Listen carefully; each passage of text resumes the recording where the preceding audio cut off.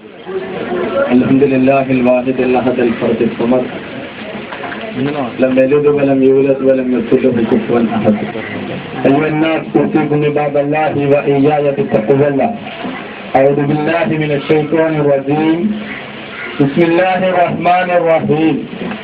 يا أيها الناس اتقوا ربكم الذي خلقكم من نفس واحدة فخلق منها زوجها وبث منهما رجالا كثيرا ونساء فاتقوا الله الذي تساءلون به والأرحام إن الله كان عليكم رقيبا. صدق الله.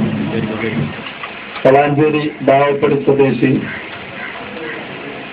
ഉണ്ണിവേങ്ങൽ അബ്ദുല്ലഹദിന്റെ മകൻ അമീൻ ഹുസൈനും പൊന്മുണ്ടൻ സ്വദേശി പരേതനായ കച്ചോത്ത് മൂസയുടെ മകൾ സജ്നയും തമ്മിലുള്ള വിവാഹം ഏതാനും നിമിഷങ്ങൾക്കുള്ളിൽ ഇവിടെ നടക്കാൻ പോവുകയാണ്. ഇസ്ലാമിനെ സംബന്ധിച്ചിടത്തോളം വിവാഹ കർമ്മം എന്ന് പറയുന്നത് സങ്കീർണതകളില്ലാത്തതും ലളിതവുമാണ്. വലിയും വരനും രണ്ട് സാക്ഷികളും അവര് തമ്മിൽ കൈമാറുന്ന കരാറുകളോടുകൂടി മഹറും നിശ്ചയിക്കുന്നതോടുകൂടി പൂർണ്ണമാകുന്നതാണ് യഥാർത്ഥത്തിൽ ഇസ്ലാമിന് നിക്കാഹ് എന്ന് പറയുന്നത്. പക്ഷെ അതോടൊപ്പം തന്നെ അതിന്റെ കർമ്മം ലളിതമാണെങ്കിലും അതിലൂടെ ഉണ്ടായിത്തീരുന്ന കരാർ എന്ന് പറയുന്നത് വളരെ ബലമുള്ള ഭദ്രമായ ബലിഷ്ഠമായിട്ടുള്ള കരാറാണ്. എന്താണ് കുടുംബജീവിതം? കുടുംബജീവിതത്തിന്റെ സവിശേഷതകൾ എന്താണ്? ജീവിതത്തിന്റെ സുഖങ്ങളും ദുഃഖങ്ങളും എന്താണ്? ജീവിതത്തിൽ കൊടുത്തും വാങ്ങുകയും ചെയ്യേണ്ടതായിട്ടുള്ള കാര്യങ്ങൾ എന്താണ് എന്ന് തിരിച്ചറിയാൻ കഴിയാത്ത ഏതോ ഒരു മായാലോകത്തിൽ മിഥ്യയായ ഒരു ലോകത്തിലാണ് പുതിയ തലമുറ ജീവിച്ചുകൊണ്ടിരിക്കുന്നത്. സിനിമകളിലും സീരിയലുകളിലും കണ്ടുകൊണ്ടിരിക്കുന്ന ക്രഷ് എന്ന് പറയുന്ന ഒന്നിന്റെ പിന്നാലെ നമ്മുടെ ചെറുപ്പക്കാർ പോയിക്കൊണ്ടിരിക്കുന്നു. അപ്പോൾ ഇതിന് ഈ ഒരു അവസ്ഥക്ക് തടയിട്ടേ മതിയാകൂ എന്നാണ് ഈ സന്ദർഭത്തിൽ സൂചിപ്പിക്കാനുള്ളത്. റസൂലുള്ളാഹി സ്വല്ലല്ലാഹു അലൈഹി വസല്ലം പഠിപ്പിക്കുകയാണ്, അലാ ഖുബീറുക മൻ യഖ്ബുസുൽ മർഉ അൽ ഖൈറ. ഒരു മനുഷ്യൻ അവൻ ഏറ്റവും ഉത്തമമായി നിധിയായി സൂക്ഷിക്കുന്ന ഒരു വസ്തുവിനെ കുറിച്ച് ഞാൻ പറഞ്ഞു തരട്ടെയോ? എന്നിട്ട് റസൂലുള്ളാഹി പഠിപ്പിക്കുകയാണ്, അൽ മർഅത്തു സ്വാലിഹ, സ്വാലിഹത്തായിട്ടുള്ള പെണ്ണ്, നല്ല പെണ്ണ്, പറ്റുന്ന പെണ്ണ്, തന്റെ ഇണക്കും തന്റെ കുടുംബത്തിനും പിതാവിനും മാതാവിനും മക്കൾക്കും നാട്ടിനുമൊക്കെ പറ്റുന്ന പെണ്ണ്. അതാണ് അൽ മർഅത്തു സ്വാലിഹ.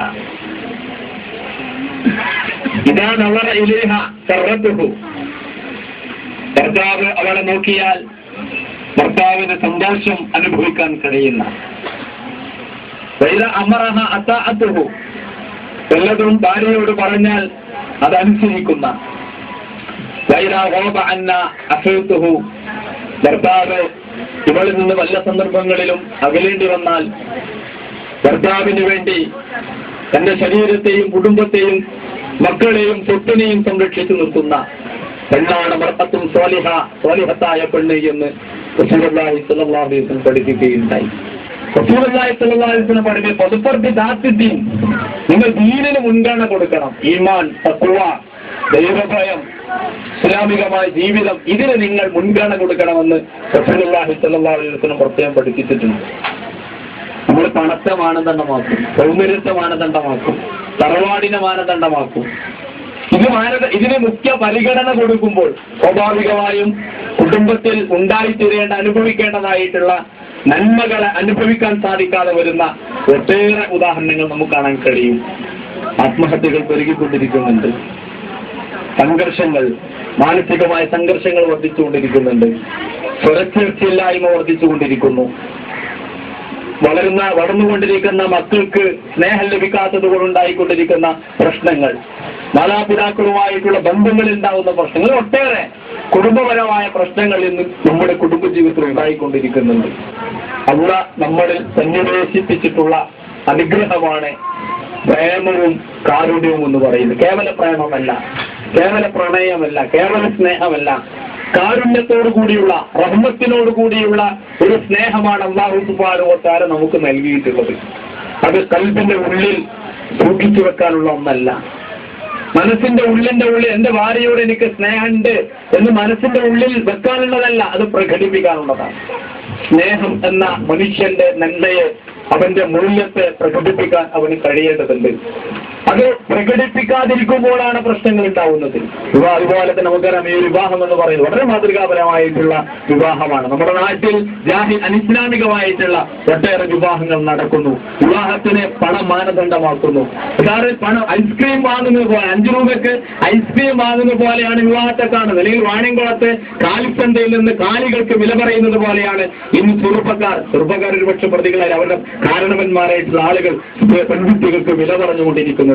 10 അല്ല 50 അല്ല 100 200 പവൻ നിശ്ചയിച്ചുകൊണ്ട് ദരിദ്രരായ ഒട്ടേറെ രക്ഷിതാക്കളെ കടക്കണിയിലേക്ക് തള്ളിവിട്ടുകൊണ്ടുള്ള പണത്തിന്റെ അടിസ്ഥാനത്തിലുള്ള കച്ചവടം വൈവാഹിക ജീവിതത്തിൽ നടന്നുകൊണ്ടിരിക്കുന്നു എന്ന് നമുക്കറിയാം.